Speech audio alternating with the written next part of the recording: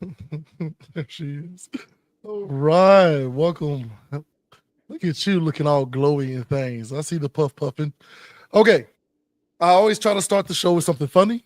Most of these jokes are stolen. Some of them are even recycled from past shows. All right. But you deal in money, correct? I do. Okay. So we're going to start with a little joke here. There was a very tightwad husband. I mean, very tight with his money. And so he saved a nice little nest egg. We'll say just $1 million.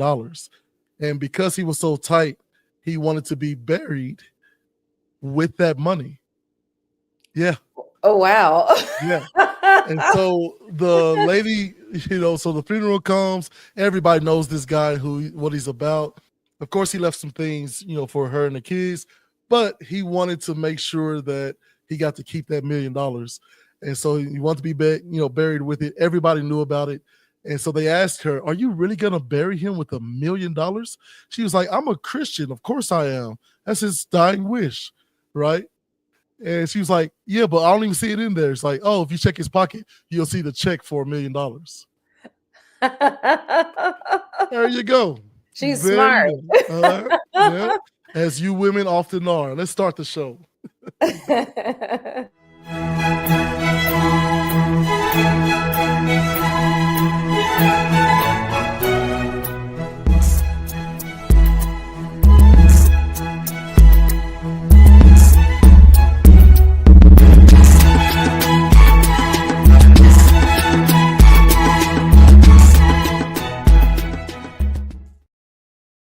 All right. Welcome back to another episode of your favorite podcast. At least I hope. Urban Academia. I am your host, Jay Zilla, as per usual. Back in the back over here is my producer, A. Marie. And we have our lovely guest in the building, Miss Sai. Go ahead and introduce yourself. Thank you so much for having me, Jay Zilla.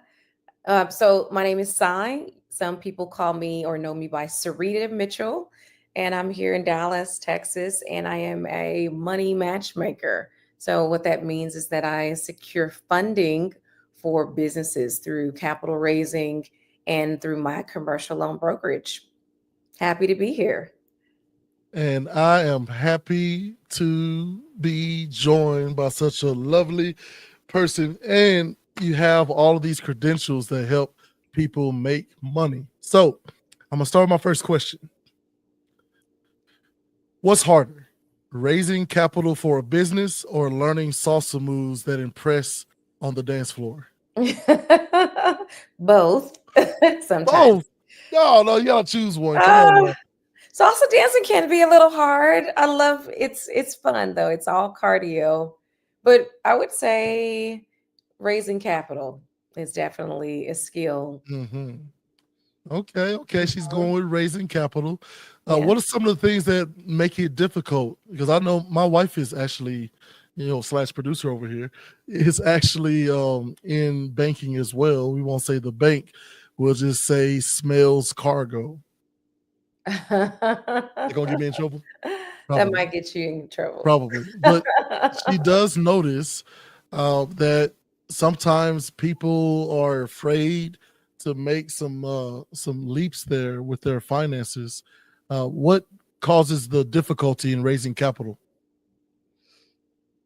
Well, I would say, most people are just not prepared. Number one, they Hmm. can get prepared. There are ways to be prepared, but so many people don't realize that when you're raising capital, obviously you're talking to investors, and these are people who can put their money anywhere. If they had options, they're going to find the option that they believe is going to bring them back a 10x return. Hmm. So it's all about convincing investors that, hey, this business has exactly what it takes to 10x your money. And all that means is that there needs to be a trail, some Hmm. type of paper trail that shows some historical data leading to an outcome of money.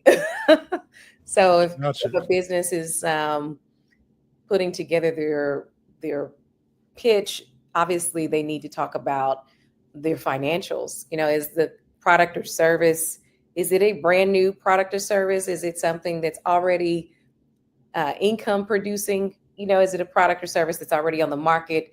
And a lot of investors, are open. You just want to know which investor you're talking to. Are you talking to someone who's, interested in startups, or someone who has an appetite Right. for, a seasoned venture? You always want to know who you're talking to, and what they care about. That way you can build your whole pitch around that investor's thesis. So who are we talking about? What are some examples of the investors out there who are actively looking to invest in some of these small companies? Yeah. So you have, for example, let's just start with angels. These are our family and friends, day one supporters. You don't have to, most people, if they want to support the business, if you know them already, it's more of like a good faith investment. Here's some money to help you get started. You know, give me a shout out when you blow up, kind of thing. A little bit less work, a little bit more forgiving, in general, because they don't expect perfection in, most cases. When you start to talk to, for example, family offices are um, managed money type of institutions that, have a lot of affluent clients that have a portfolio that they want someone to help them grow their portfolios. So those types of facilities, those are, most of those offices want to see a more prepared pitch in a data room. They want to see, the business plan, the forecast. They want to know what principles are involved in the business that are leading decisions. They want to see personal financial statements, tax returns. So they're looking at anything that they can assess or measure a person's character. If I'm the owner of a company, I need to show people that I'm, an upstanding person that has integrity. Right. No, that makes sense. That Yep. makes a lot of sense. Now, you said angels and family offices. Are you saying family offices in general, or are those two companies? So angels are just more of individual investors, whereas a family office is like a managed portfolio for, you know, groups of affluent families, with a million or more in net worth, Right. often.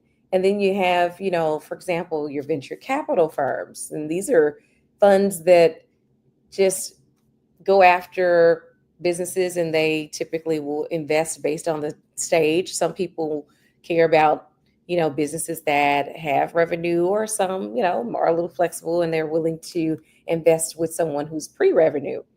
Private equity firms, those are firms that are looking to invest in businesses that they know will sell one day. Different objectives, you have a lot of different parties. You have philanthropists, people who care more about impact, and they're looking to donate more, and not necessarily looking for ownership in the business. So, very Right. different types of investors out there. And it's all about finding your flavor. Find your flavor. I like Yeah. that. See, that puts me in the mind of food. Okay. So my next question is, if cheddar is slang for money, what made you call your company Cheese? And does it pair well with wine? Wow, that's like that. Nobody's ever asked me that question. So, absolutely, cheese. We all need cheese, right? Money, and for me, it represents opportunity. So the inspiration around calling the company Cheese was about unlocking opportunities and funding ambition. We have business owners that are, at all stages of their business, that need money. And I tell people all the time, it doesn't matter if you're big or small, you have to have money, which is cheese. You've got to have cheese to grow. So don't wait until, that you don't wait until the time you need the money. Get the money in place before you need it. Wow. So that does take a bit of vision because oftentimes people are just out here following their passions, and then the passion starts to grow, and then it's like, oh shoot, I guess I need a lawyer now, and an accountant, and a financial advisor, and I need someone like Cy to be a money matchmaker to help grow my business even further. They're going to want to hear all sorts of terminology and information about your company to feel confident in their investment, and they're going to get that 10x return, right? Venture capitalists, are they also regulated by the SEC? And real quick, before, listen, I made the mistake of thinking SEC. I went to Vanderbilt University. You did? So, Okay. right. So, Southeastern Conference is the only SEC I knew about, right? Not the Securities and Exchange Commission. That's something I learned later. But they are regulated by the SEC, correct? Yeah, they are, Okay. they and even broker dealers, anyone that's going to be involved in investing into a business, you have to abide by certain regulations. But typically it's like it's syndicated funds. A VC will go raise money from other investors, and they will invest that money into a portfolio of companies with the hope of one of those companies being a unicorn. um, Gotcha. So is it like, so the music industry is like that too? Like they're giving out all these advances and signing all these musicians, but you only really need one Drake to kind of float the whole boat, right? right. Okay. Okay. And Yeah. you're out of Houston, correct? I love Houston. I lived there 8 years, but I live in Dallas now. Dallas now. Oh, good for Mhm. you. Yep. I'm a little biased. I was born in the Metroplex there. Oak Really? Cliff. Oak Cliff, All right? right. I Okay. mean, before it got to be what is Bishop now Arts. Now it's Bishop. OAKCLIF. Like now, right? Then it was nice little neighborhood and pretty quiet by and large. It's a little noisier now. Mhm. But yeah, I'm a little biased towards Dallas. So okay, man, that I don't even know where to go with that. So that's why I threw the Houston thing in there because Drake, Houston, Atlanta, and Vegas are his three favorite places, Mhm. right? Um, but what's the most creative or wild way that you have seen someone raise capital for their business? Um, I would say it's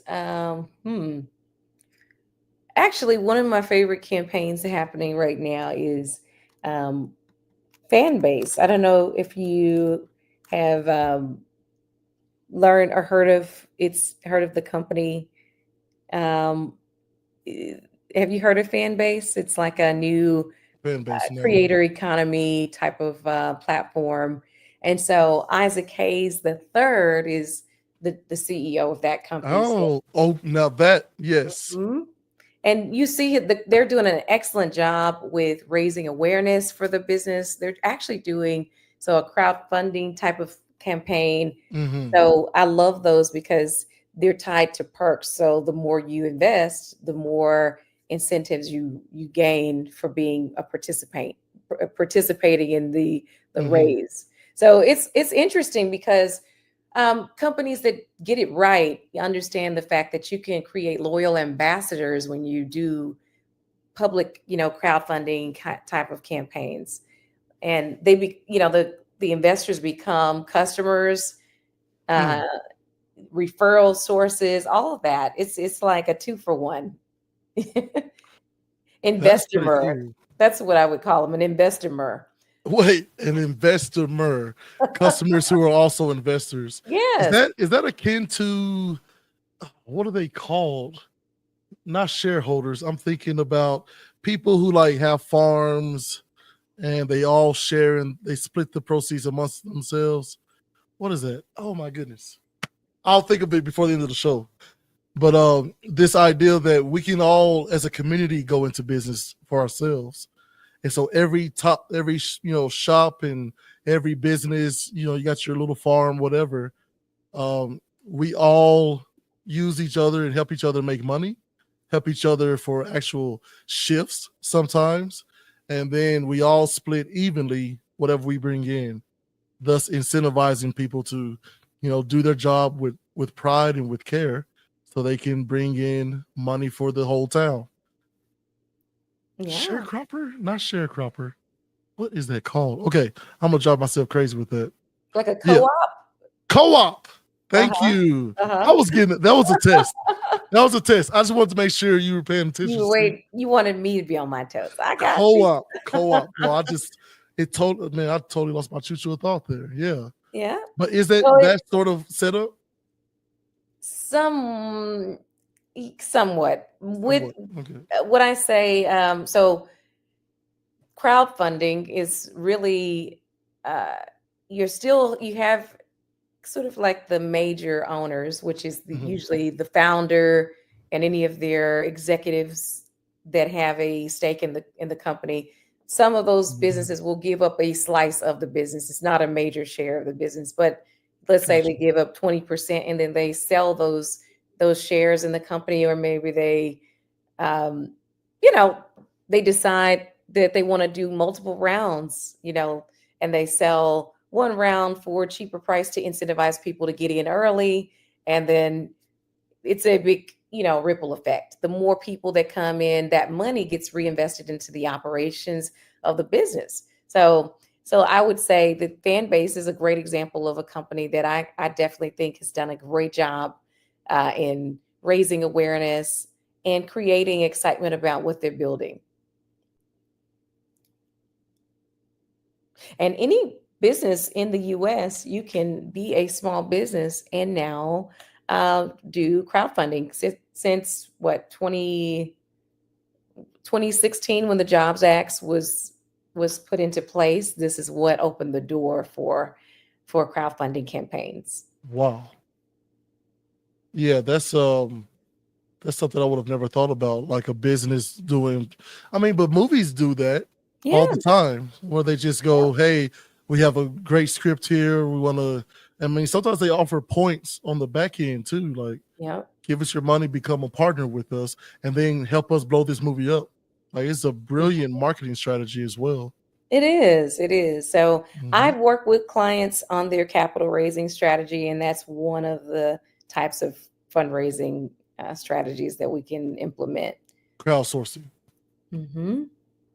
Man, that's some good stuff. Okay, let's keep it rolling then, because you're a business matchmaker, money matchmaker, business matchmaker. What's your favorite success story where you played financial cupid? Well, I would say I get a lot of referrals, which is pretty awesome. And I just matched up a gaming business with a nice fund, Wow, which was nice. We the journey goes, it takes a little time. I mean, there's a lot of due diligence. It's like dating, when you meet really? someone. Yeah, and that's why I like to refer to me being a matchmaker. Literally, I'm making introductions. So I'm the middle person that's I know the company, I know where their potential. I've gotten a chance to learn about their product or service. And then I also know funding sources. And when I find the right source, I connect those two. That's why I say I'm a money matchmaker. But Got but to you. your question of a success story, I've helped gaming company just recently. They funded to get funded, and that's really exciting. I have a really awesome transportation client that I'm working on that's getting funded. I have a luxury car subscription company that I'm doing matchmaking for. I mean, it's the sky is a limit. I have a agri-tech business that I'm also finding funds, and these are funds that come from different sources. So Hmm. sometimes it's funded through a VC fund. It could be through like I said, a family office. It could be from grants. It could be many sources of funds, and sometimes that's commercial loans too.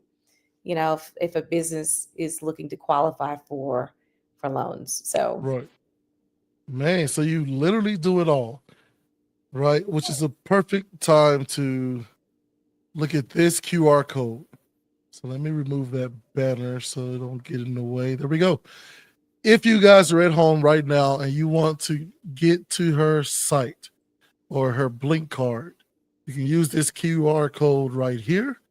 And then also, you can look at this site right here. That is makecheese.com. Of course, fill out the information. All of the things up top here will lead you right to the ladies, right to the source.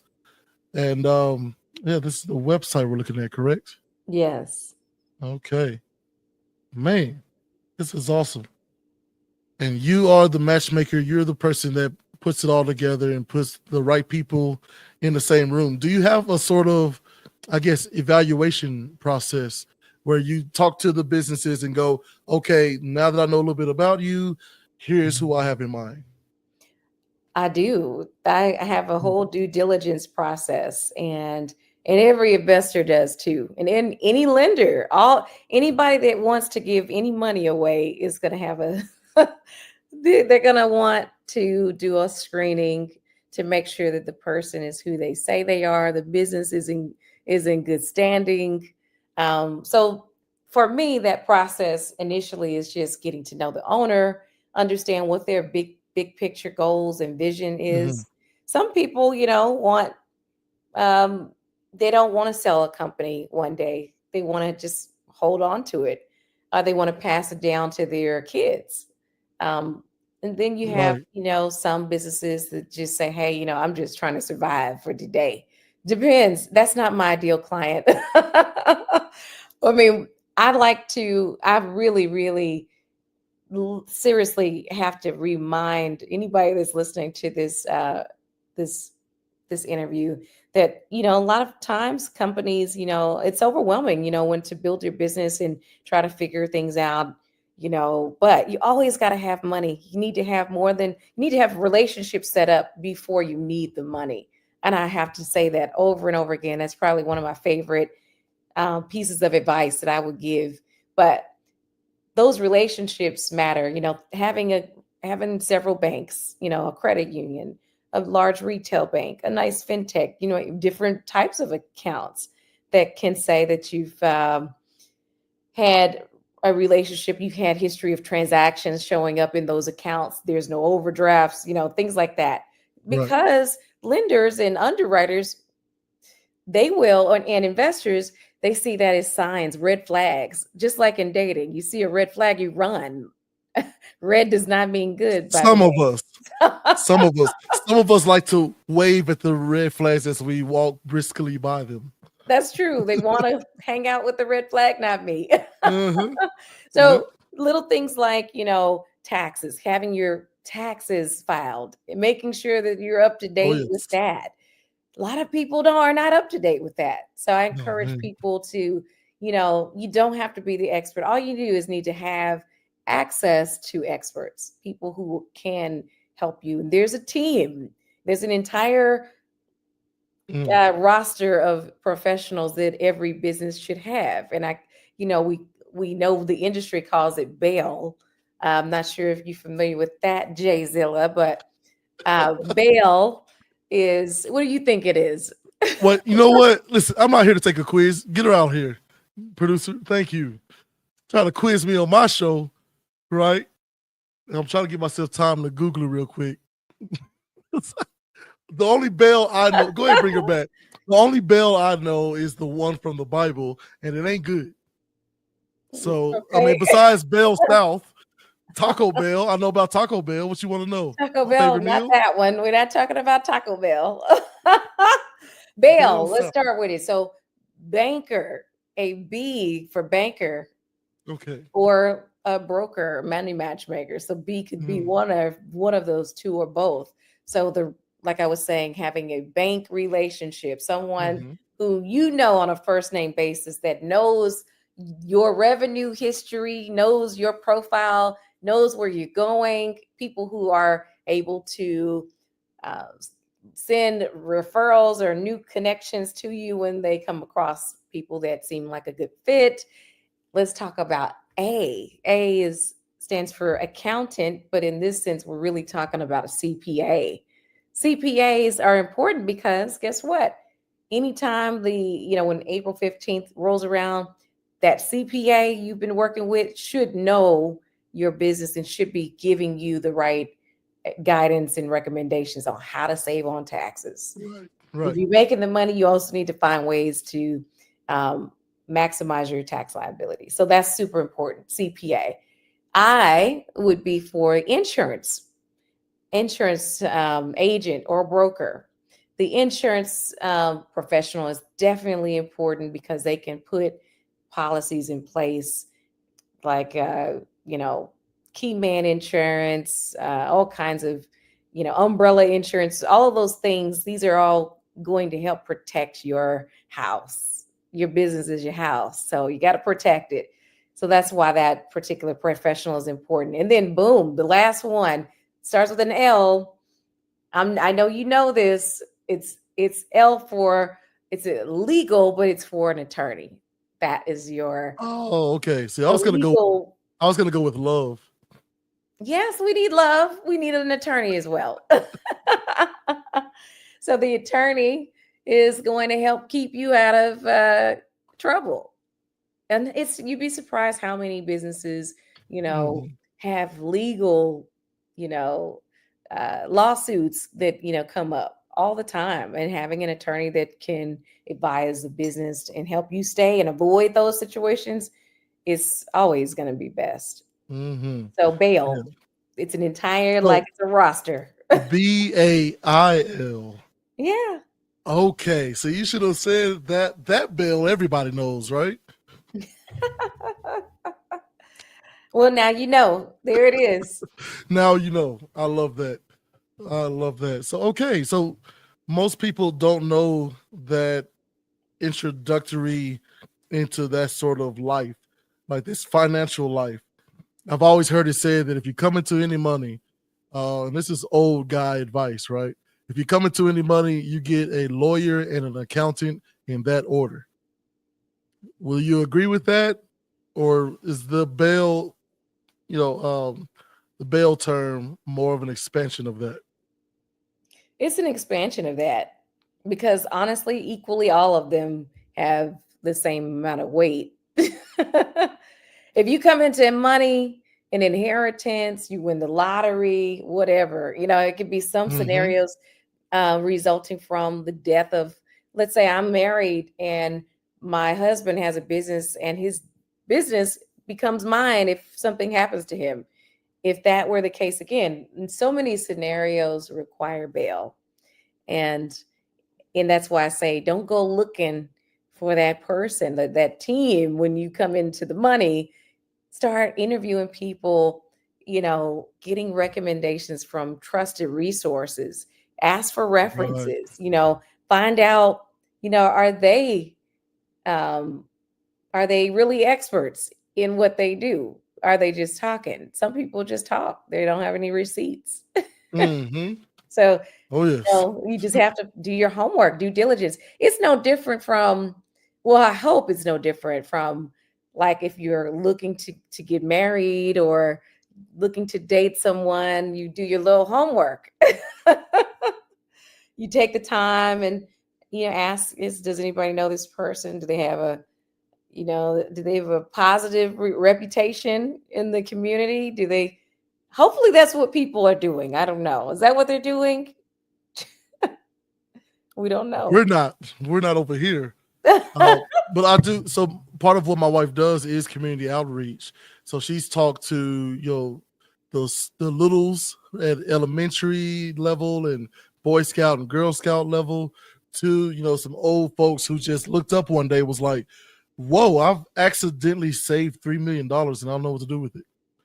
Yeah, those are some of Wow. the stories that she like just throwing money at a savings, earning at a very small incremental rate, right? That they couldn't even tell, but because they were consistent in it and they were very judicious in their spending, that allowed them to save a pretty big nest egg. And then they were like, I don't know, I just retired.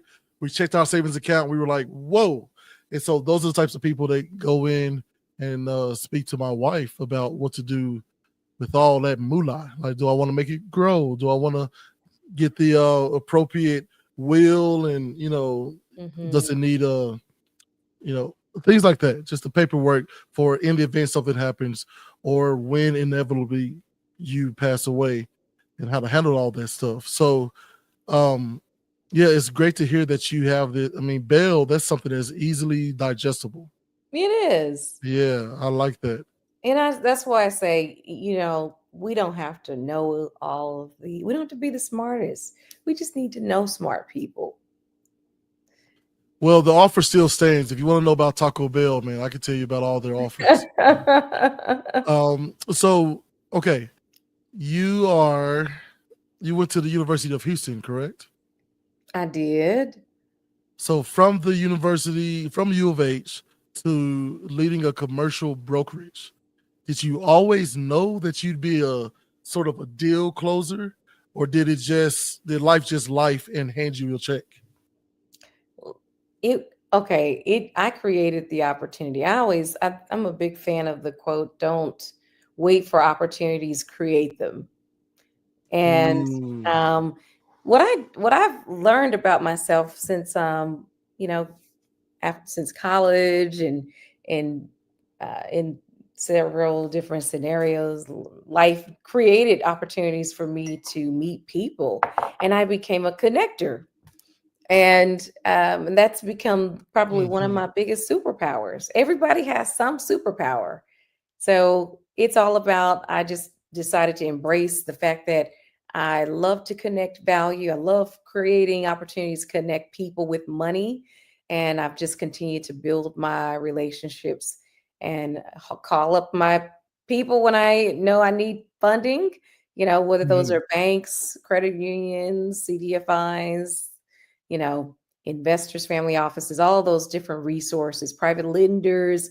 I am so blessed to have a a whole community of lending power that I can Mm. bring to my clients. Well, we love that over here. Whew. So there's a guy, Myron Golden, who talks about getting the mindset together, and Mm. that will help you to build a tool set which will lead you directly to assets, right? Um, what's what's the biggest plot twist moment in your career, either good or bad, that sort of shapes the way you do business today? Because I noticed you mentioned growing from U of H to where you are now. So what's one of those big plot twist moments? Yeah. Well, I would say working in corporate, like when I was growing up and in college, I was hoping to follow the same American dream path of go to school, get your degree, get a 9 to 5. Well, I went into the corporate world, and I started in banking. And then I noticed, I mean, when the economy changes, there's always layoffs, and I was affected by a layoff. And that was a huge redefining moment in my career, Hmm. meaning it helped me understand the value of um, creating, something that belongs to you, your own business that allows you to create your own destiny. You get to take control of your own future. For me, that was important, not um, find myself in a situation like that, Gotcha. create the opportunities that I wanted to have. And I think everybody should do that. And even if you're working in corporate America, it's always great to find out what those skills you do well that people will pay you for, and build up a clientele outside of that. Become a consultant or a subject matter expert in that field. It's so important. And that's the thing, anybody can do that. We live in a country that allows any American to create a business.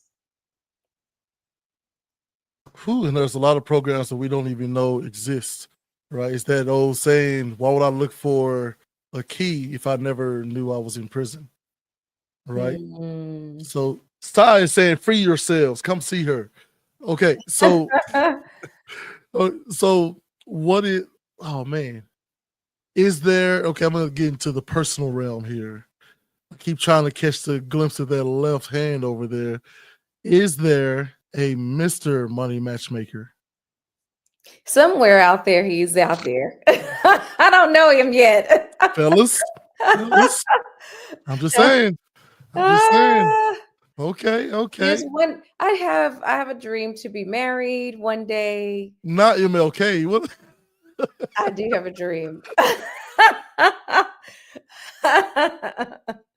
However, I, you know, I don't look for anybody to be exactly like me. He doesn't have to be a matchmaker. He just needs to Gotcha. be a good person with a vision. I hear that so much from professional single women. I hear that so much. This idea that men are so intimidated. It's like, yeah, we were sold this idea that a man's value is placed in how much money he can bring in. But as the industry changed and the nuclear family changed, so did the breadwinners and the earners. And Mhm. it's fine. It's like one of the biggest things that sort of destroys relationships is you got the lady who is making all the money, but you still, because of those, traditional gender roles, are still sitting at home waiting for dinner, waiting for her to clean, waiting for her to take care of the kids. It's like, hey, bro, I need you to chip in here, buddy. Like, you got to do something. You got to do something. So redefining what it is to be a man is really important because there's some good women out here, and I keep hearing this manosphere red pill stuff just completely undo a lot of potential, especially in Black and brown communities. I know. And Yeah, honestly, if man. people would just learn to work together as a team. Hmm. You know, every if you look at a football team, for example, there's one quarterback. Okay, somebody has to take the lead. And then it's kind of like, I mean, if people would just let their egos go and stop trying to compete, allow each other to shine. Every couple, there's going to be different strengths. One person's going to be more outgoing, one person may be a little bit more introverted, but together they can become a great team if people just understood that. Like um, you know, I don't know. It shouldn't be complicated, but It's seems not. like it We is. we humans love complicating things, I right? know. We love complicating things, but most people who get divorced, you would think is infidelity or abuse of some nature. Money. Money is one of the biggest reasons people get divorced, which is why that divorce rate is creeping somewhere around, 50 to 56%. So with that in mind, um, how do I want to ask this? What's the bigger relationship killer? Is it bad credit or bad communication?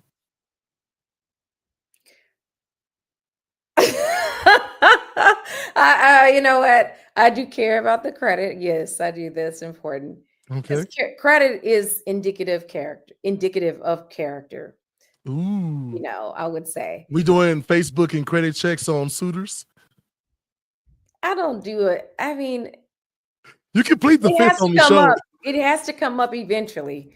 But if a person is honest and they say, you know what, I had a really tough time. I went through um, a rock bottom place, and I'm getting back on my feet. To me, that's worthy of a person's you know that person is still ready for a relationship if he's still willing, he or she, if they're willing to just Mhm. own where they are and take control of their situation. But the person that just doesn't care and they're just like you know reckless with their money, that's irresponsible. But communication is definitely important. You have to have that. To me, a person has to come into a relationship willing to keep improving. So I would say they're equal. They're very Ooh. equal. Yeah, I would say get her out of here. Like it's a either or scenario, lady. What is she doing? Well, all right, I promise I'll stop doing this. Okay, bring her back on. Okay, there she is. Okay, fine, fair. I've been told to move on. Okay. If you had to describe venture capitalists, I got to move off of the relationship stuff because that could be a whole other, you know. a whole other podcast. But if you had to describe venture capitalists and family offices using reality TV stereotypes, which shows would they belong on? Venture capital and family offices. Mm-hmm. Um, Venture capital, think about your Shark Tank, Okay. you know, those types of shows, Meet the Drapers, things like that, Mm-hmm. where you have individuals that want to put their money, they're creating a portfolio and they want to find the Mm-hmm. best, the shiniest, prettiest business that they know that they can invest their money in, and it takes off. And Gotcha. then let's say, family offices. Uh-huh. What would I call? What show would it be like? I don't know. I'd have to think about that and come back and get back with Okay. you. Okay. That means she have to come back. That's all that is. You heard her. She has to come back, right? Y'all my witnesses. Okay. What piece of money advice that's completely outdated, but people still swear by? Money advice. Um, Outdated money advice that people still swear by.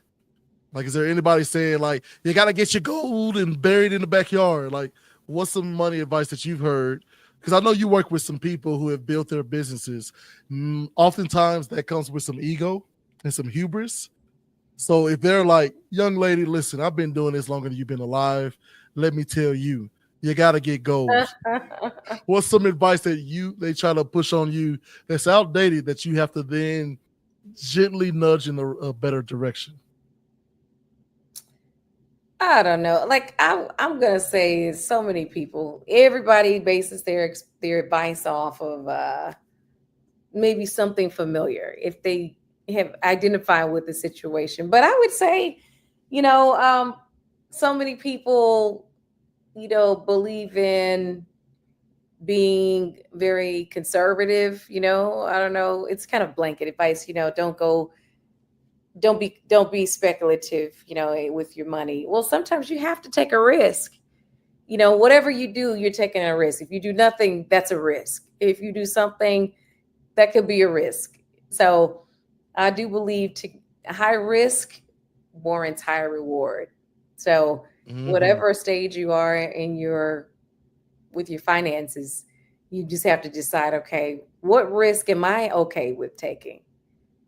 Is that a 10% risk? Is it 50%? If I have a portfolio, typically, I would give people the advice that, hey, if you've got, your emergency fund, you've got your retirement money already kind of already cooking, um, and you have room to play, you know, decide, okay, start with 10% of your portfolio. What Love it. Take 10% of that portfolio and find ways to double that money. Mm-hmm. Man, that's a And good answer right there, yeah, boy. keep That's- finding comfortable risk that you're willing to take. okay, I'm gonna lay a very carefully laid trap for you. You ready? Because you are out of Houston, or at least you lived there for some time, and now you're in Dallas. Yeah. You can take one celebrity to pitch a business idea. Who do you pick between Beyonce or Mark Cuban? Mark Cuban. Oh man, get her, Texas Beehive. You can find her right here at makecheese.com. Okay. Yeah, Mark Cuban. Yeah, he seems to be, man. So going back to the thing that you said before, figuring out yourself and are you going to be more bearish or more bullish, right? You look at someone like Mark Cuban who seems to be always in bull mode. Like he's made enough money at this point where he can do things like take on the insurance or the prescription, the big pharma. He Hmm. said, "Why is this pill that my grandfather or grandmother, somebody in his family, was taking?" And this is a billionaire; he can afford to just swipe the card and move on, right? But he's looking at it like, "Why is it so expensive?" Like, because if we're paying this, that means everyone else is paying this. I know I can afford it, but I know a lot of people who can't. Like, why does it cost so much? And it was like, oh, well, what you have to understand is blah, blah, blah, blah, blah. He was like, started his own company or bought into a company that takes the drugs and takes them at cost. And he makes like a very tiny profit.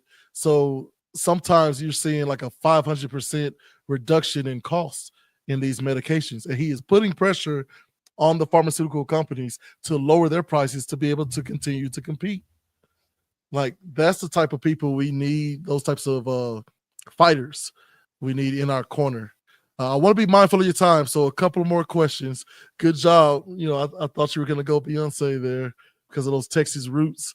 You know what I mean? Right? Somebody go see you on the street and go, Mark Cuban, and then walk off. You know why? Okay. So, if your business style had a theme song, what would it be? And is there a salsa remix? I don't know. What would my song be? My business song. Huh. I Boy, this is one of the tougher questions, huh? I don't know. You know what? It's kind of like like my Saturdays. I go into my like chill mode, and I'm like, I don't want to think about anything. I just want to take a day Oh, off. man. I can't Oh, even think man. about a song. It'll come back to me though. It's okay. We'll see when she comes back, audience. What we'll do is we'll start off with that question. Okay. What's one myth about money and business that you would love to bust once and for all? Myths about money. Let's see. Debt is bad. Ooh, elaborate, por favor. Mhm. Okay, so people always, well, a lot of people have the impression that debt can be bad because they're saying, well, if I borrow, I'm paying back more than I borrowed. Well, debt is great when you're in business, when you can leverage other people's money without draining your own savings and your cash Mm-hmm. reserves. It's powerful when you can leverage that money and grow or 10x that money or put it into a business that's selling something. So it's all about how we use it. If we're buying something that has no value, that's just gonna, it's just like a toy, something to wear, a fancy purse, that's a waste. But if you're using it for a business purpose, absolutely, it's not bad. Ooh, that's good. That's good. Well, listen, I know we're up against time here. Masai, it's been wonderful having you on. Um, any last words of wisdom or little tidbits or salsa moves that you want to share? Right. I mean, it looks like you got enough room back there if you want to show us a move or two. But last word for you, and then you can shout out, Jay Zilla, your wonderful host, and now one of your favorite podcasts in the whole wide world, Urban Academia. It's on the screen if you forget. Well, Jay Zilla, thank you for having me today on the show. Very excited to connect with anyone in the audience. If you're listening and you really have a need and you're looking for funding for your business, please get in touch with me. My email, my phone number, I have a link that Jay Zilla will be sharing with the audience, and you can just book a funding discovery call.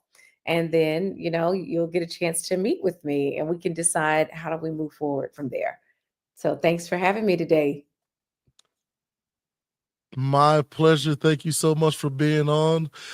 Just go ahead back in the green room, have your snacks and juice and cookie whatnots, and enjoy yourself. I'll finish up with the audience here and get on up out of here. So that was the wonderful Miss Sai. Of course, her website will be all over and pinned in the comments. Thank you to the YouTube audience, Twitch, X, which X was just sold by Elon Musk to Elon Musk and his AI company. He made a few $billions on that deal. We're not going to talk about that too much, but thank you for all the places where you consume us. Of course, we're on iHeart. We're on Amazon and Spotify and Apple iTunes, all the things. Miss Syreeta, our wonderful salsa dancing instructor, just dropped a whole boatload of gems. One is knowing yourself and your business and your goals. Try to find ways to capitalize and monetize your passions by understanding how this game works.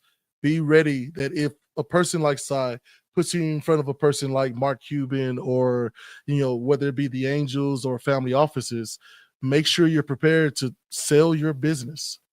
Make sure you can make them comfortable enough to invest, and then showcase step by step with that paper trail that she spoke on. Showcase, how specifically you're going to 10x their investment. Of course, we always often talk about mindset, tool set equals assets.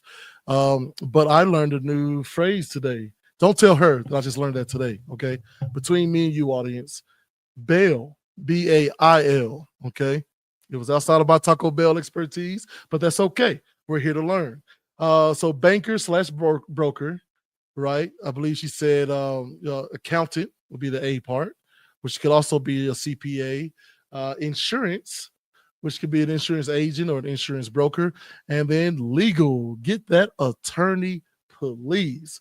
I see many people getting business with family and their friends because, like I'm sure they won't do anything to screw me. Got to be careful. Okay. Look before you make it. Look for those people before you make it. I think I was looking up, trying to sneakily, while she was speaking there, that the NBA players, for instance, 65% of them go broke within 5 years of retirement. 65%. That's a lot. We have to do better. And that starts with, before you get your business and grow it to this crazy, sphere, make sure you're talking to lawyers and financial advisors and people of that nature. Get a feel for them while you're still small. Don't wait until you get the money and get that big business going, and then start to quickly look for someone frantically, because then if you make a misstep or miscalculation, man, some of these people can bleed you dry and they will laugh all the way to the bank. The quote, don't wait for opportunities, create them. I can't emphasize this enough. She should be running for president with that quote. That'll be a wonderful tagline. Building your personal wealth, it takes time, it takes effort, and don't be afraid to be a part of a team, right? We talked about relationships and how people get divorced. Man, building your team, understanding that we are all equal in being, but just like a company or a team, a sports team, like she talked about, we're not equal in function. So my house is pretty traditional, even though my wife, she has the adult job that allows me to do things like this and, volunteer and pick up the kids and whatnots. But we are equal in being, not in function. And this is something we absolutely have to sit and have these serious conversations. If Chulo Rich, my co-host, was here today, he'd tell you plain and simple, it's all pimping. That's where you get the urban and the academia over here, right? It was just simply say it's all pimping, and you got to sit and think about what you've been sold versus what you have experienced and what you want out of your relationships, whether they be romantic or with your kids or in your business relationships. We're equal in being, not in function. It's okay to have a sit down conversation, and probably you should do it before you get married or get serious about a relationship. Ladies, develop an application for these men. Men, do the same thing with the ladies. If y'all don't meet the criteria for each other, well, nice meeting you. Thank you. We'll be in touch. Sayonara. Hopefully you can find who's really meant for you, and I can find who's really meant for me. Those risking offensive conversation in the beginning could lead to something really special. But hey, they say common sense ain't coming. Join me each week as I try to acquire some. Until then, I'll see you next week. Peace. For you. For you. For you.